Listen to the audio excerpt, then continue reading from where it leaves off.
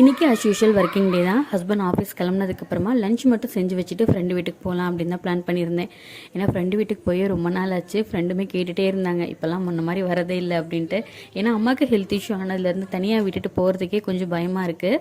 அதனால் சரி இன்றைக்கி கொஞ்சம் அம்மா ஓகே, அதனால் அப்படியே போயிட்டு வந்துடலாம். அது இல்லாமல் ஃப்ரெண்டு வீட்டில் கொஞ்சம் துணியெல்லாம் தைக்க கொடுத்துருந்தேன். அதனால் அதெல்லாம் வாங்கிட்டு வந்துடலாம்னு சொல்லிட்டு காலையில் லஞ்ச் மட்டும் சீக்கிரம் செஞ்சு வச்சுட்டு நானுமே கிளம்பிட்டேன். ஸோ ஹஸ்பண்ட் அதுக்கப்புறமா பார்த்திங்கன்னா வேண்டாம் மதியானம் கார் டிரைவிங் சொல்லி கொடுப்பேன்ல, அப்போ வந்து நான் அப்படியே ஒன்று ட்ராப் பண்ணிடுறேன், இப்போ தனியாக அப்புறம் தனியாக வர முடியாது அப்படின்னு சொல்லிட்டாங்க. ஸோ அதனால் ஓகேன்னு சொல்லிட்டு லஞ்ச் முடிச்சதுக்கப்புறம் ஒரு 2 மணி அப்படிங்கும்போது வீட்டிலேருந்து கிளம்பிட்டோம். கரெக்டாக ஆஃப்டர்நூன் 2லேருந்து 3 மணி வரைக்கும் டிரைவிங் கிளாஸ் வந்து கற்றுக்கிற மாதிரி இருக்கும்.